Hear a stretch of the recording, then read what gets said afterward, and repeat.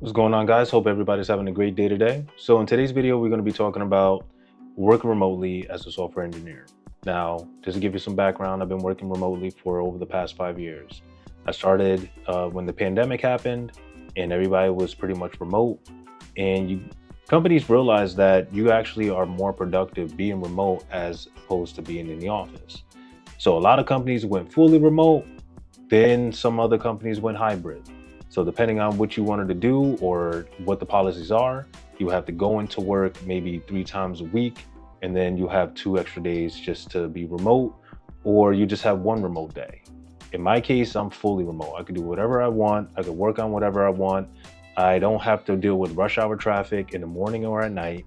And it gives me a lot of flexibility with my time and then also scheduling out my time to do other things besides work. And this is something that I wanted to do for the longest. Okay. I always advocated to work from home. Now, a lot of people you see online, they glorify working remotely. Even though it's great, and I can tell you right now, it is dope if you know how to schedule out your time.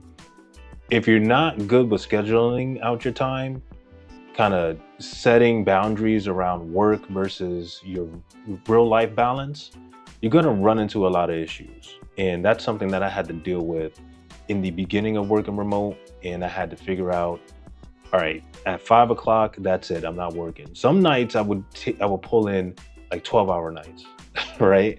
So that's something that you have to really put some boundaries on. Like, it's not all about work at the end of the day. You have to have a social life or life in general.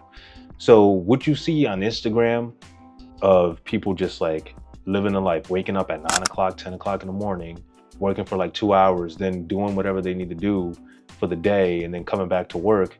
Sometimes that happens, sometimes that doesn't. I have a scheduled time every single day. I start at least at like 8:30, 9 o'clock in the morning. I get online, I log in, I look at what I need to do, and I work on my projects. And I get things done. I have a 4-hour deep work period where I sit there, I work on a project, I code, I probably use AI to kind of help me with boilerplating some new feature that I'm trying to build out, and then work on the business logic on the back end and, take calls, whatever is going on my schedule. I just follow that guideline throughout the week. Listen, you could do that, but there's a limit to it. Okay. You can't just leave for a vacation for like a week and then work, on the beach, take calls and all that stuff, unless like it was approved. And then also, if there's good internet connection, if there's no good internet connection and you don't have vacation days, for example, to take that vacation, why would you want to go somewhere remote to work? Usually for me, if I need to take work with me, I would just let my manager know, like, hey, I'm going to be working at this location. I should have internet connection. If I don't, I'll let you guys know. Now, on vacation, I do not take work with me. Vacation is vacation. You got to keep that separate. And now, if I was to go overseas somewhere and there's a limit to like, if I do want to work and I got a project that's coming up, then that's a different story. But usually I don't take any work with me. So be careful what you see on Instagram. Be careful with, people talking about, working remote and I could be anywhere at any time. Some of that is true, but some of that you need approval for. Another thing about working remote that I noticed was like the communication gap. Now, sometimes like if I need help with something, I'll reach out to somebody. And if they're in a different time zone, obviously I got to wait for them to get online so that we can have a call or they can answer my question. Sometimes if it's something that is a fire drill, that's a different story. You know what I'm saying? And you might not get that communication. You might not even hear from that person the same day that you ask the question. I've done that before too. Don't get me wrong. I've done that to where I get all my Slack notifications. People have hit me up, from different time zones, and I'm looking at my phone like, yo, it's 6 o'clock, 7 o'clock. I'm gonna take care of this the next day. Okay. But it's all about like looking at someone's schedule. If they're mountain time versus Eastern time, try to figure out the best way to get in touch with that person, right? Put some time on the calendar. Just make sure that, you can have that one-on-one conversation. Sometimes things get dropped and it is what it is. But if you have that accountability of, if you need information from this person or you need help from this person, just put it on the calendar. That solves a lot of issues. Okay. Also, building trust is very important. Building trust remotely, meaning you're not just doing whatever you want and actually getting work done. You know, it comes with privilege. Like you have to show that you're getting things done, but then also you have free time to do the other things that you want to do. And also let people know that you're doing something. Like, for example, if I need to go to the gym, I'll let people know, like, hey, I'm going to be out of the office for like an hour or so just to hit the gym. Usually I'll schedule my workouts like around 12 to 1, if that, right? Sometimes I go a little bit earlier. You have to make sure your work gets done. You have to make sure that you summarize exactly what you need to do for the day or for the week. Because some people take advantage of that and then they realize, like, oh snap, like I didn't really get anything done. Well, you're taking advantage of the system now. It's a privilege to work from home, trust me. It's hard to get a remote job now. So if you're able to schedule out your time, figure out what projects you want to work on during the week, finish up those projects, just get things done and be accountable for what you're doing so that your manager is not questioning what you're doing or people are not questioning what you're doing, you shouldn't have a problem with that. But that's something that I prioritize for sure.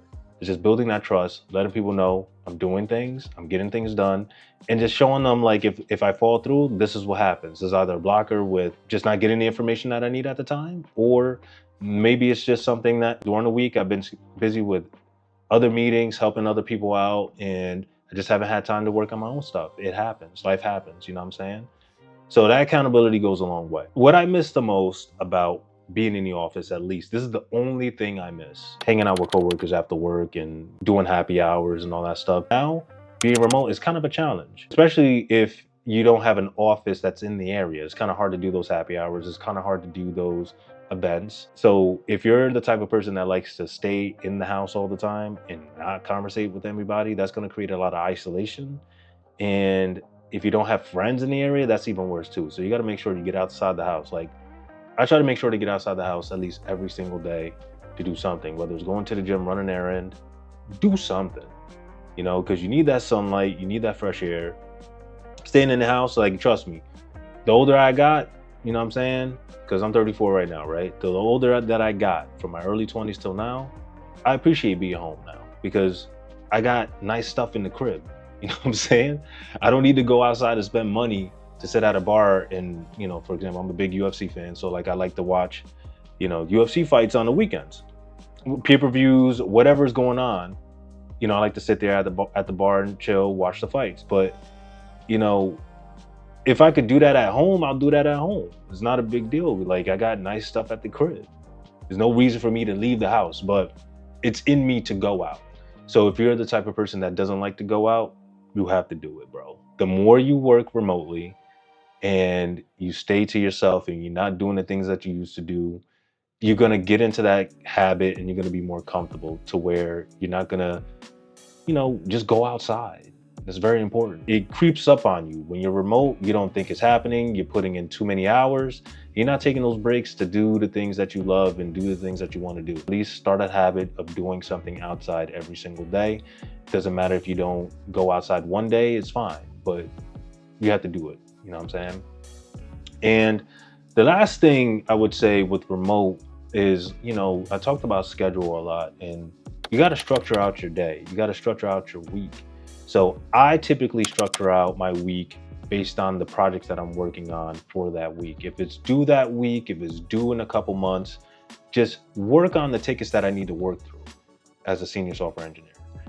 Once I do that, I check it off the list and I go through it. I usually work on the hardest task first because I like actually working on business logic. I like working on just figuring things out on the back end and focusing on the front end or the UI stuff last, because it's easy stuff to me now. I've been in the field for over a decade. I started off with web design first, and I've done nothing but web design and web development for most of my career before I became a software engineer. What you guys need to do is structure out your schedule, or at least put on your schedule on your calendar what you're going to be working on. If you have some type of structure and not just going about it, you know, randomly throughout the day or throughout the week, you know, you're not going to feel like you're getting anything done. So at least having that structure will show, like, okay, I'm actually putting in work. The more you structure out your days to do things, work related, not work related, you're going to love working remotely.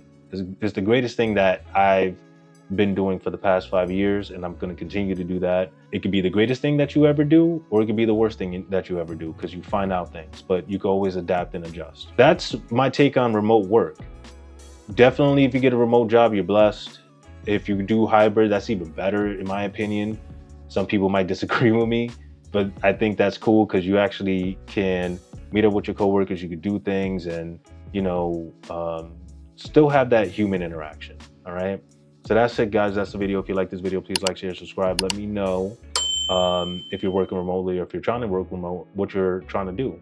How are you going to get into that, right? And if you are working remotely, are you finding any challenges with it or do you love it? All right. And also, if you really need a mentor to help you with coding or just trying to figure out, what to do in tech, code review, reviewing your projects and all that, there's a link in the description to schedule a one-on-one with me. You could choose Monday through Saturday when you would like to meet up with me. You could schedule that and we could discuss exactly what you are looking for and see if we're a good fit. All right. We'll talk soon.